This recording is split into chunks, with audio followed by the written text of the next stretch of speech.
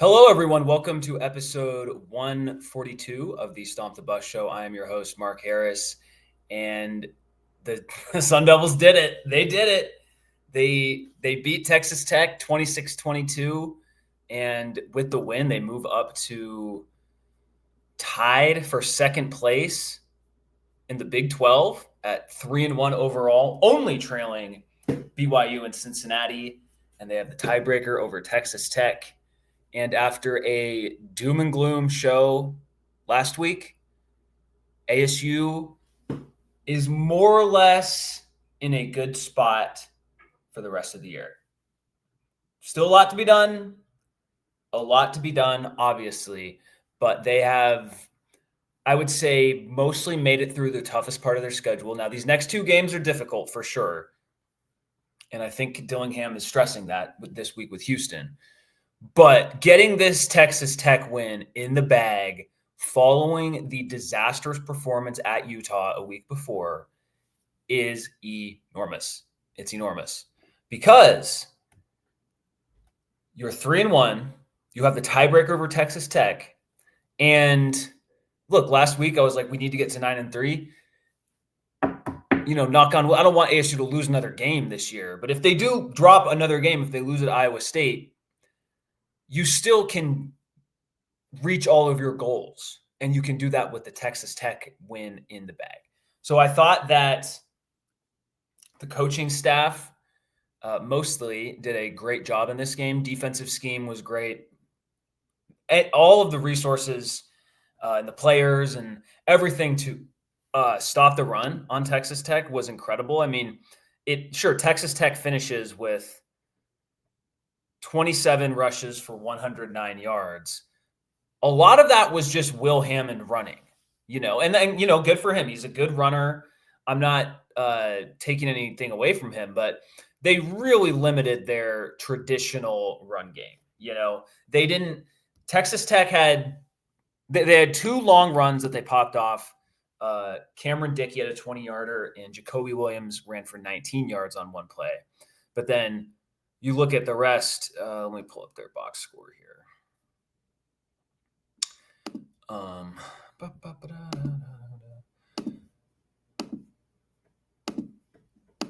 Here we go. So this is the ESPN box score. So these two have big runs, right? But Williams' two other runs only resulted in 3 yards. Dickey's 8 other runs, besides the long of 20, also resulted in 20 yards. So sure, they gave up two long runs there, but other than that, they completely kept him in check. And then Will Hammond just wasn't efficient enough to get the job done through the passing game. And this is what helped. I mean, ASU's offense was really looking shaky in the first half. Sam Leavitt did a good job to hit on a few shot plays to Jaron Hamilton, and those led to field goals as ASU led 9-7 at halftime. But that defense, in order to lead 9-7 at halftime, you have to, only hold them to 7 points. And so I thought the defense was just excellent. I don't really blame the defense for Texas Tech getting back in this game. Like, the special teams was a disaster. I can't be mad at the defense for giving up. Let's check here, like a 12-yard scoring drive. It's like, okay, 12-yard scoring drive that took 5 seconds. I mean, that was just a disastrous sequence. And the one before it was at 48 yards because you had such a bad punt right before. So this was in the fourth quarter. I do not remember this. Rayleigh Brown run, Robinson, 5-yard run. Okay, yes, I remember all this. And then they get, the blocked punt. That's why. Oh, gosh. The end of that game was very stressful, to say the least. But I don't blame the defense really for those two touchdowns. And, they stopped Texas Tech on the 4th and 6 before. And, I mean, in the third quarter, Texas Tech couldn't do anything. They had 2 yards and a pick, and then 11 yards and punted. And, they completely bottled them up for 3 quarters. And in the fourth quarter, it was just because the special teams was puking all over itself. And I mean, heck, the fact that Eakin was able to return it so quickly on that punt after Leavitt was sacked on 3rd and 8, like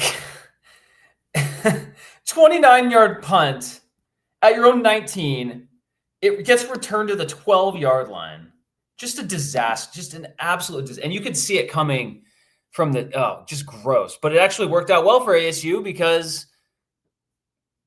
there was literally 2 minutes left on the clock after they scored. So there was plenty of time for ASU to have a great touchdown drive, and that's what they did, man. Sam Leavitt and Jordyn Tyson were outstanding in this drive. Starts with a little 6-yard pass to Tyson. You get a incompletion to Mateer. Underratedly huge play of the game is Leavitt finding Eusebio on an out pattern, 3rd and 4 at its own 31. Like ASU probably would have gone for it there. They get an incompletion, then an 8-yard pass, incompletion, the great 33-yard pass there to Tyson, and then they get it to him again on after that, and then Tyson draws the penalty, 2 yards. Leavitt runs for 1 yard. Rayleigh Brown runs for another with that great toss play that they do, and then ASU is able to hold on for the win. I do not want to watch the replay of that Hail Mary again because that was way too close for comfort. The Texas Tech receiver almost caught it, and then it bounced up in the air, but not that high up. And then luckily there was no one there, and it just hit the ground, and it was all good. And we stormed the field, and goes down as a win. I don't know. I just think this was just kind of an excellent game for ASU. I know that some people are upset about the lack of red zone success. I don't think this is really the game to zero in on that. Because let's look at the field goals that they did kick. So first, loss of 6 yards on a run, but then Rayleigh Brown picks up 17, 2-yard run, incomplete, and then 3rd and 8, 49-yard pass to the 17-yard line of TCU. You immediately get a false start, 0-yard run, incomplete, and then you get a 5-yard pass to just make it an easier field goal. So I guess the penalty, we don't know how that would have looked like if there wasn't the Atkins penalty, but okay, I'm not that upset about that sequence. And then you get another field goal. See, this is 5 plays, 39 to 33 yards. So you get a pass interference to Hamilton, which, by the way, his receiving yardage totals, not including this game, obviously at 100 yards, but in other games, haven't been up there. But he's drawn some penalties, and that happened again in that second quarter. 19-yard pass to Tyson. This might have been the one where he bobbled it a little bit and caught it, which was an incredible play. Negative 1-yard run to Hamilton. The sweep plays, I understood why they were doing the jet sweep plays, and I'm glad that they did the ones that they did and then stopped doing them once it was clear that Texas Tech wasn't going to let them get the edge. So that was I wasn't upset at Arroyo for those. But anyway, it's just a 15-yard penalty, 19-yard pass to the 28. You go back a yard, incomplete to McLean, another incompletion to Tyson. Then you make a 47-yard field goal. This second field goal, they didn't even get in the red zone. The furthest they got was to the 28-yard line, and they lost a yard. So that's just kind of stealing a score. You have downs, stopping them. Hammond makes an incomplete pass on 4th and 6. 4th and 6 did not go well for the Red Raiders. Anyway, I'm not going to go through the whole drive chart like I've been doing, but this was just an excellent win, and I think this team showed a lot of growth, and it was awesome to see this team win a game where the run game, for the most part, wasn't really there. They had some. I guess when you Rayleigh Brown 22. He had the 17-yarder, and then Leavitt had one 14-yard run. Like they had 3 runs of over, I don't know what, like 3 runs of over 10 yards. And this isn't even showing Robinson, because he definitely had. I thought Demarius Robinson played pretty well in this game too. Says he didn't rush. Okay, well, I saw that he rushed, but maybe he didn't. He looked the part. He looked the part filling in, and so we have to remember. Like I know Texas Tech fell in the poll. I think they're the 14th team. ASU up to 24th. We have to remember what this Texas Tech team was doing to other teams entering this game. So, okay, whatever. They beat the crap out of Pine Bluff and Kent State, but ASU did not beat the crap out of its FCS opponent. Now, Northern Arizona, I saw, is still ranked in the FCS poll, so they're a good team. But anyway, ASU didn't do that. Beat the crap out of Oregon State, destroy Utah, destroy Houston, destroyed Kansas. That's like teams aren't just doing that outside of Ohio State this year, just destroying teams, and they lose to us. And now they host, admittedly, a bad Oklahoma State team, but they're 38.5-point favorites. 38.5. That's unheard of for a Power 4 conference game that one team is almost a 40-point favorite. Texas Tech is going to win 10 games at worst. They're not. I do not see them losing to Kansas State at all. Kansas State's defense isn't good enough. They could lose at home to BYU. They could, but the fact that Texas Tech gets BYU in Lubbock should help them. And then they have just complete cakewalks. I mean, at West Virginia, like that's going to be they should put that like on rated R or something.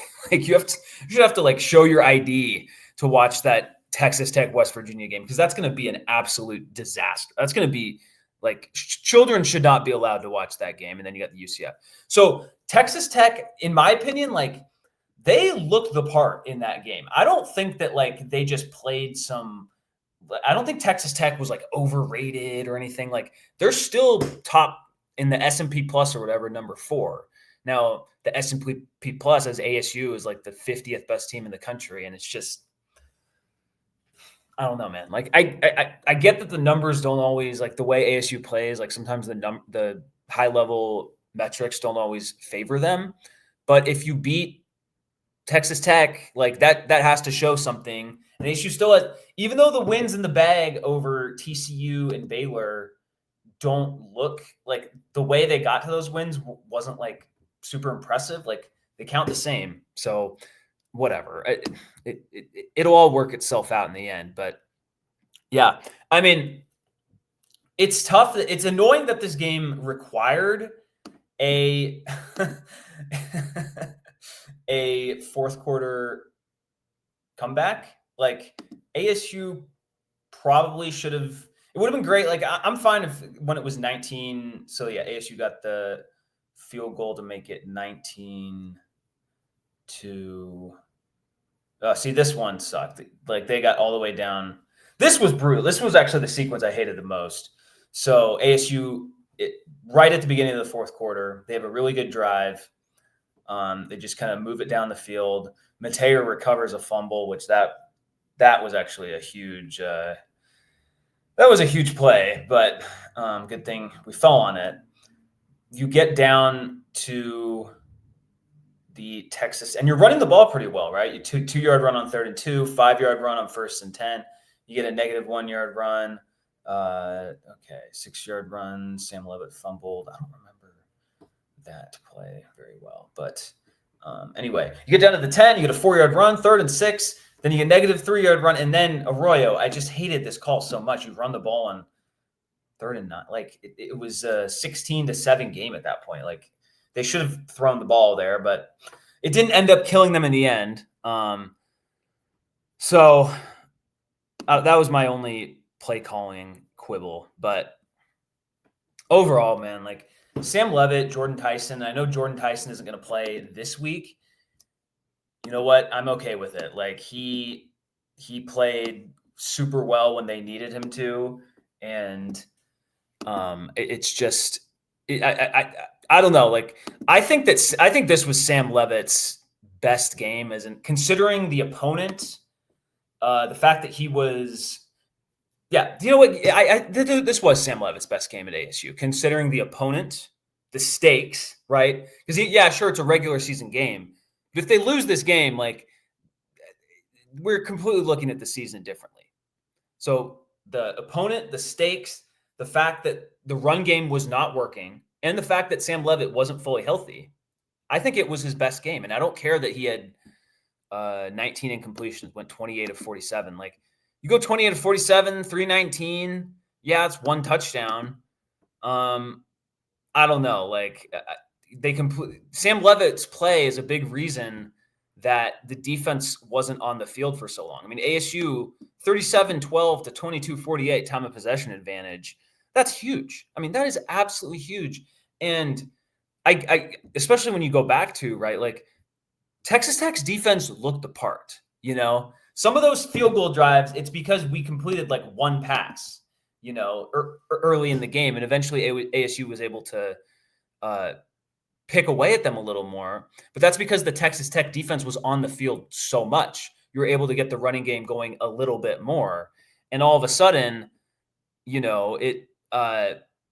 this talented defense isn't quite as potent, even though they did get a sack on the second to last drive that ASU had. And like, look, they had 4 sacks, and like Sam Leavitt evaded a few of those too. Like, they could have had even more. David Bailey looks the part. Did it Romello Height? Where is he in here? Yeah, he had half a sack. Holmes looked good. Lee Hunter a sack. Like, that team is good. It is a good team. 10 TFLs, also impressive. 2 sacks for ASU, but you'll take them. They were both like drive ender type sacks, and Prince Dorba's sack, and then Anthony Cooper, who's got to be like 25 years old right now, but whatever. Like, he's helping out. I love it. And only 4 TFLs. So like ASU. Now, granted, when you break up 9 passes, like that does add to the defensive ledger. But I don't know. Just a really impressive win. And now, like, I struggle talking about the rest of the season for ASU because I don't want, like, they will probably be favored in all of the games remaining, regular season games that they play. Now, again, being favored, like, that doesn't really mean, like, what does that mean? Like, ASU was a huge underdog in this past game. But I think that they just have the opportunity to have a special season. And we weren't saying that last week because I was scared shitless about playing this Texas Tech team. The whole conversation last week with Justin was, and credit to Justin, he predicted the score almost on point. He had 27-23. And it's 1 point off of each. I mean, good job, Justin. Your homerism. No, I'm not going to call it homerism, but his take ended up being true, and I was worried. I was like, hey, 31-20. Like, I think we'll hang in there a bit, but I just don't think we're good enough. And that's what happens when you have 2 really special players, and they have the connection with Leavitt and Tyson. And I mean, you got a big shout out to Jaron Hamilton and Mateer in this game as well. Mateer, this is the type of thing, receiving kind of a breakdown in terms of distribution, that you wanted to see from ASU, and that you kind of thought you were going to see from ASU in fall camp or in spring ball. It's like, okay, Tyson's the best player, and he leads them with 10 catches, 105 touchdown. But then Hamilton has Hamilton had the 2 longest receptions of the game. He had a 49-yarder and a 45-yarder, and then a 7-yard pass completion. Like, those were huge. Especially that first one was awesome, and he came so close to breaking that tackle. That could have been an even better play if he broke that tackle. And then Mateer just 4 for 66. Like, that's what you want from your tight end. And then Eusebio 2 for 6, Rayleigh Brown. Harpole had his best game. I think Harpole will score a touchdown in one of these games coming up. I think him and Leavitt have a higher trust factor than people think. And Harpo's a little bit more athletic than people give him credit. He can do that he does that little juke. He'll like take a step forward and then go, take a step back and go forward for like 3 yards, So, yeah, I just think that this team is now in a pretty good place. I do want to touch on some injuries. So Tyson is out. That's not ideal. Like you don't want. It's never good to have Tyson out. Obviously, like he's the best player on your team, at least the most like NFL prospect best player on your team. So these three, Jordan Crook, Ghost Rouser, and Boogie Wilson are all questionable. That's unfortunate. Boogie Wilson was freaking outstanding in this game. He brought a physical presence. He continually broke up. Like he led the team with 3 pass breakups, and you could just really see him out there. So I thought Boogie Wilson was great. I hope that him and Ghost Rouser can play, or really, I hope that at least one of them can play. And then Jordan Crook has been an excellent player this year, and you don't want to lose him either. So it's kind of weird. I'm a little bit more worried about the potential losses of Crook, Rouser, and Wilson than I am the known loss of Tyson. Now, I think some of that is like with the Leavitt absence, we were led to believe that he was going to play that whole week. And then on whatever, like Thursday before the Utah game, it's like, oh, he's not playing. And then, everything went to hell in a handbasket. With Tyson, like, I think the team, everyone is aware, and John Gambadoro of 98.7 he didn't fully come out and report it, but he was like, it's leaning towards he's not going to play earlier this week. So everyone, whether it's the fan base or the players, I think everyone was on the same page of like, okay, like Tyson isn't going to play. So again, you don't want Tyson to not play, right? That's not good. Like you want him to play. However, this is the first time all year where I've actually felt a lot more comfortable with the secondary pass catchers going into a game. And look, I mean, no one else, the ASU had never had another player reach 100 yards receiving other than Tyson this year. And Jaren Hamilton did that in this game. Do I think that Jaren Hamilton's going to be like able to fly under the radar the way he was with Tyson on the field? No. But what if he just has another like huge deep play? Like that's good.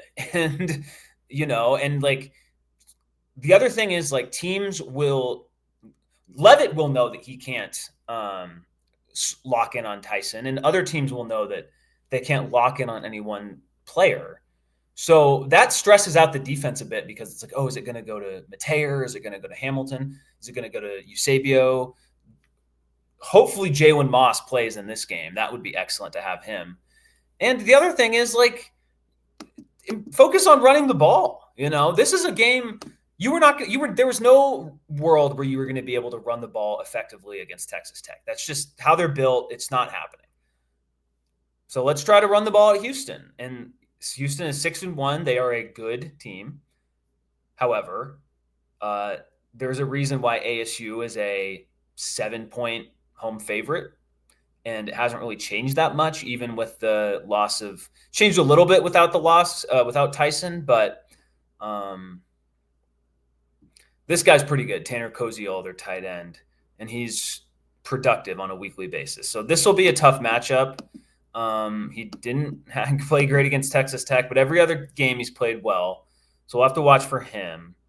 And then you'll have to watch for Amari Thomas as well. Already 500 yards receiving. He's been pretty good, although a lot of those yards were made in Oklahoma State. If you can kind of corral him a little bit and have it be like, I don't know, just don't let him go for 100. Yeah. So a lot of his receiving yards have come against Oklahoma State and Oregon State. So that makes me a little less afraid of him. I think Koziol is probably their best pass catcher. Dean Connors is a good running back.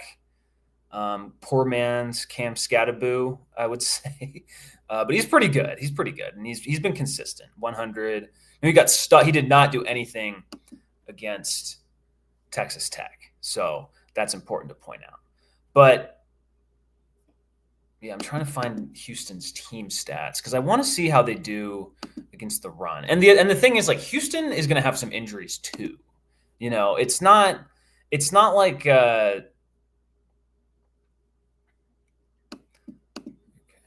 to find rushing yards allowed per game. You know, maybe I should just go to general stats. But this is a good team. Like, they're 6-1, and I think it's actually a good thing for ASU that this Houston team is 6-1 and not 4-3. And you have to, like, drum it up like, they're 4-3, like they can beat you. It's like, no, they're 6-1. They've only lost to one game, and it was to the best. It was to a good team. They've taken care of everyone else. So, you know, you better come to play. Like, the ASU doesn't have to play perfectly to win this game. I'd argue they haven't played perfectly in any game. I mean, maybe the Texas Tech game was their best in terms of, like, playing a perfect game. But they can't, like, come out and just expect to beat them, you know, because they're just better. So Houston is allowing 10 fewer yards per game than ASU. I don't really know what to make of that. Like, it's only yards per game can be very tricky. But I'm trying to look for rushing yards allowed per game where Houston is there. Houston is way lower. So this has to be, they are giving up 123.6 yards per game on the ground. This needs to be the plan of attack. We have to get the rushing game back in order against Houston. And they're a decent run defense, but I mean, some of these are terrible. Like Colorado, UCLA are just giving up so many yards on the ground. Houston is not, you know, awful, but I think ASU should be able to do better than this, or at least, like, just be very effective and then have Leavitt find open guys off of that. Now, again, look at who the ASU just faced. They just faced Texas Tech, who's giving up 64.3 yards on the ground per game, a whole 10 yards better than the next team in the country. And Texas Tech, like, let's see how many rushing yards it can, because ASU had like 69 yards total rushing, maybe 70. Yeah, Kansas had 47 yards on the ground, 1.2 per carry. ASU had 75 yards on the ground, two yards a carry. Not great, but it's still 10 yards better than Texas Tech usually gives up. So running the ball last week was just not going to be a legitimate plan of attack, but this week it is. And they've been able to do it against most teams they've faced. So TCU is kind of in the same range, 131 yards per game. Baylor is way worse. So this will be a stingier test than Baylor and Mississippi State, where Mississippi State, that's just the way you got back in the game, was by running the ball, because Leavitt was so bad in that game. But my point being is, like, this is a step down in competition. And that sounds so disrespectful to Houston because they're 6-1, and, like, it's not that fluky of a 6-1, although that their win over Oregon State, like, there was some funny business there. And then I didn't watch the game against U of A, but apparently there were some calls that went Houston's way, and so they were able to pull it out at the end. But I do think that it's notable that, sure, like, ASU started out as an 8.5-point favorite, down to 6.5 on ESPN. If you look at them on other sports books, ASU is basically a 7-point favorite everywhere. Opened higher at some places, but 7 to 7.5-point favorite. So, like, the sports books just trust that ASU is a better team playing at home. And while ASU does have some injuries, it's not like it's completely decimated, right? We saw the offensive line, like, played fairly well. You know, I think the left side of the line, like, it took those first few drives, like, it looked like a complete mismatch. I will say that. But once the game got going, like you saw Makuapule really settle in there. You saw the left side of the line just do enough with Atkins and Obigbo, and we'll see if Wade Helton gets in there this week as well. The right side, and interestingly enough, that was the side that they ran for the Rayleigh Brown touchdown with Ian Achor and Kyle Scott. That's like the strength of your offensive line. Like if you're in a big, 4th and 1 or whatever, you should run the ball towards the right side because Ian Achor and Scott are just better than Atkins and whoever is the left guard, And so I saw Jalen Clem would come in there as well at left tackle. So we'll see how that kind of plays out this week. But yeah, I think that this is a good challenge for ASU. And I really think the fact that Houston is 6-1 will make it more difficult for this to really be like a trap game. I don't know how you can have a trap game against a team that has a better record than you. Like the Houston Cougars have a better record than ASU. The Houston Cougars do not have a dumb loss on their schedule like ASU does. Now they've come very close to having 2 dumb losses. And honestly, there's a part of me that thinks that any team that plays a 50-50 game this year with Oregon State is just straight up is not as good as ASU, and it will be taken care of like that, So I kind of keep coming back to that in my head. But what does worry me about them, Connor Wigman is not great, but he's pretty good. I mean, he's pretty good. Like, it's not like he's completely just juiced up his stats against the bad teams. 4 of his touchdown passes came against Sam Houston or Stephen F. Austin and Bryce. But you look at his last 2 games, and again, like these aren't great defenses with Oklahoma State and Arizona, but 3 total touchdowns against Oklahoma State, and then 3 touchdowns and 98 yards rushing and another touchdown against Arizona. So he accounted for all 4 of Houston's touchdowns in that last game. Now, again, that was a 9 a.m. start for Arizona playing at Houston. So that should be factored in as well. This will be like a 5 p.m. kickoff in Tempe. Crowd will be different. Crowd will be incredibly juiced up after a huge home win. The whole band, like if the bandwagon is going, like this is an opportunity for ASU to really have a big game and kind of make a statement, like even more than last week's game. Like if ASU wins this game, let's say they win it by 10 points. And it's not like a late score that pushes ASU to be up by 10. It's kind of just, they're just kind of up by 10 for a lot of the game. Like I think that would really go well for this, or obviously it would go well. I think that would be a huge statement for this team because these wins that they've had, like this is why we were all so worried going into this Texas Tech game. The Baylor win, the TCU win, the NAU win were bumpy. I don't want to say unimpressive, but they were bumpy, and they left points on the board in those games. I can't say that about Texas Tech. I think that ASU just played pretty well in that game. Yes, there were some penalties and there was some red zone, not taking advantage of everything. I get it, but and the special teams, obviously. And like, I haven't focused too much on the special teams. I just think it's going to be better this week. Canyon Floyd is not that bad. And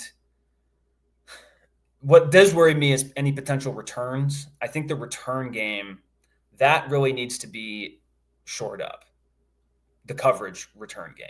So I think that's been a huge emphasis this week. And I think ASU just played poorly enough in its win to really like give reason for Dilly and the staff to be able to get on these guys' ass and be like, hey, like we could have lost this game because this and this and this, this Houston team, like they don't give away games. Coach Willie Fritz has done a really good job. Like this is a tough game for ASU. Don't get it twisted.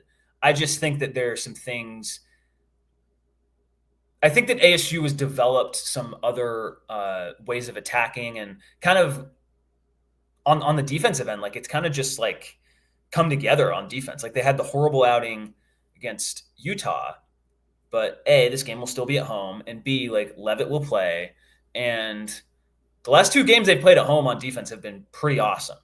Like TCU, they had 6 sacks and they held them scoreless for like 3 straight quarters. And then this last game, they just played really well for pretty much the entire game and beat the best team they'll play this year. So I think I think this is a defense and running game, and then just have Leavitt and the passing game just do enough and just distribute the ball out. And I don't know, you probably I don't think if ASU gets to like 27 points in this game, I don't think Houston's going to be able to get there, and I do think that Houston has kind of been, they've been you just play these really tight, close games all the time. Eventually it comes back to bite you. You could kind of say that with ASU, but ASU did get bit by the close game bug earlier this year against Mississippi State. So I don't know. And I keep coming back to the line. It's like, man, we're that big of favorites. Because it was even higher earlier. It went down a little bit once the news of Tyson being out was official. But yeah, it'll be interesting to see where like the smart money comes in on this game. And again, another thing, like ASU's been great at home. Like they play better. The crowd has been awesome. Their false starts are happening. Like the other teams are not handling playing in Mountain America Stadium well. And this is a Houston team. Like this is your first really big test. I know I put that back. This is their second really big test. And I just think this is an opportunity for ASU to really kind of solidify even last week's win. And, Dillingham said after the game that he's still embarrassed about that Utah game. And I think that's good. Like, I think it's good to have the awfulness of that Utah game still in pretty recent memory and be like, hey, like, if we don't come to play, this is what could happen. We're good, but we're not so good that we can just roll the ball out and show up and beat a 6-1 team with no trouble. I think that, I guess one other thing before I kind of wrap this up is I'm just kind of glad that more of the secondary pass catchers have produced in these last few games. Mateer being good, not a huge surprise, but you just like seeing it. Hamilton really emerging as a deep threat. Like that's awesome. It's so needed. And then you can still throw to Eusebio. You can throw to Harple. You can throw to McLean, although I feel like when McLean gets involved, it's just tough. But he's apparently had a good practice. We'll see. And I think we also have to remember, like the last time, Sam Leavitt played a Big 12 game without Tyson, Iowa State championship game. He looked incredible. The ball was getting distributed perfectly well, and I think that can happen again. And I think that like these defensive backs for Houston, like. They're just not going to be as there's not going to be the fear of Tyson, but that also means that they're not going to they can't just focus in on one guy. And you know what? I'm kind of talking out of my head when I am describing this right now, but I just think that for ASU, the fact that you're not just zeroing in on one guy as they should be doing, right? Like I'm a Seahawks fan. Guess what? I want Sam Darnold to throw it to Jackson Smith and Jigba. Like that is the best way for us to move the ball. Like that's the reason our offense has been so excellent this year. Same with ASU to a degree. However, with Tyson being out and with them knowing the entire week that Tyson will likely be out, right? I think that this is an opportunity for ASU to just kind of run its offense, kind of refocus on the run game, and you don't have to just force it to Tyson. You can have some other guys chip in. And we've seen enough from the other guys to think like, okay, they actually can chip in. Because earlier this year, it didn't really seem like they could, it didn't seem like there was actually opportunities for the guys to chip in. And now you look at it and it's a little more, I just feel way more comfortable going into this game without Tyson having seen what I saw in the last game. And because a lot of those throws, like not every, big completion went to Tyson, Sam Leavitt had 28 completions, only 10 went to Tyson, 18 went to everyone else. And many of those were like third down plays or the deep shots to Hamilton. So, yeah, I don't know. I just think that this is a good spot for ASU, and I'm glad that Houston comes in at 6-1 because I think that adds to the level of urgency that ASU should prepare with. And I also think that I think what we saw last year with this team is like when they started winning these big games and got rolling at November of last year, like they didn't buy into their own hype that much. Like they just kept playing better. I was worried last year after the BYU game. Remember the huge win and you storm the field, and then it's like, oh great, now we have the Territorial Cup coming up, and it didn't even matter. They just completely destroyed them, and it didn't look like the team was unfocused or anything like that. So that's an encouraging sign for this game. And then they kept it going with the win over Iowa State. So let's see if that building off the success continues this year, because I don't really think that theme existed earlier in this season, right? Like you didn't have a big win until maybe you beat Baylor, but that wasn't really that big of a it was a win, it was a good win, but I wouldn't call it a big win because of how you played and how much points you left on the board. You have the big win over TCU, but then you go on your bye, and then the next game your quarterback's out, and so that impacts how that game goes down. So we just need to see, like, if they just play with the same urgency, the same, level of production they did against Texas Tech, like they will win this game. Like I think that that's pretty clear, and I think that when you go into a home game, being such a big favorite against a team that, like, I would be worried if they were playing like Kansas State this week, because Kansas State is probably equally as talented as Houston, maybe a little bit more talented than Houston, but they have a worse record. And so it's easier for a bunch of college kids to look at it and be like, oh, they're whatever, 3-3. Like we can take down Kansas State. And it's like, you look at Houston at 6-1. It's like, okay, like we think we're better than them, but we need to show up. Like we can't just, roll the ball out of that. So should be a fun game. Should be a good crowd. I like that it's at night. Personally, I like day games, but I like a 5:00 kick a little bit more, easier for my way of life. So I'll take ASU to win. I'll go 28-17 ASU. I don't think the offense is going to light it up, but I think they'll just have some long drives, keep Houston off the field, get some 3-and-outs, get a turnover or two, and win this one. I don't want to say comfortably, but win this one fairly decisively. Don't have much else to talk about. I think it's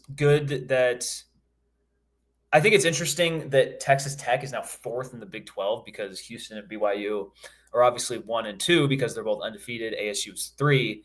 That'll be interesting to see how this Big 12 championship race plays out. Now, there's still over a month until then, so I don't really want to talk about it too much. But, I think that it just goes back to how big this win was, and having the tiebreaker over TCU as well. So that's just another added benefit to the win over Texas Tech. So I want to check in on one more thing.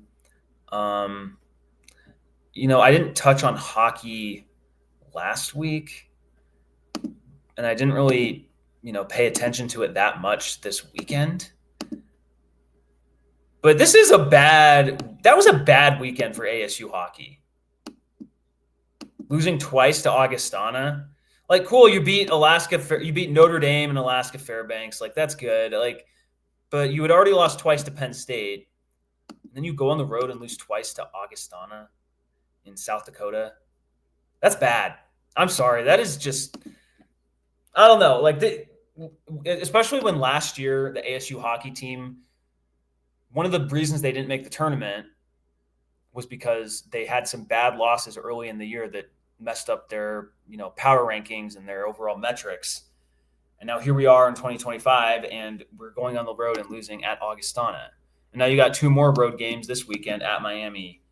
And so it's like, sure, you can bounce back, but these are some big opponents coming up. You got at North Dakota, you have Denver, Ohio State at Duluth, at Dartmouth. Like these are opportunities, unfortunately, to really fall back. And so just a bad weekend. Just a bad weekend. And I'm like, eventually, like with the money, the interest, and the relevance that ASU hockey has, like you can't just be like this fun story all the time. You have to actually stack these impressive seasons and make it to the NCAA tournament. Maybe not make a run, but you have to be a present fixture in the NCAA tournament. And this is just a bad start to the season for that. So they got to get better, and they need to. It would be great if they swept at Miami. I just don't think that's going to happen. So they have some time to recover. It'll be next weekend that they're there, so they have a bye week essentially. But just a pretty bad start. There's no way around it. So hoping the Ice Devils can just improve, because what they've done so far this year has not been good enough. All right. Thank you for watching. Thank you for listening. Please like and subscribe on YouTube, rate and review on your podcast platform of choice. And as always, go Sun Devils.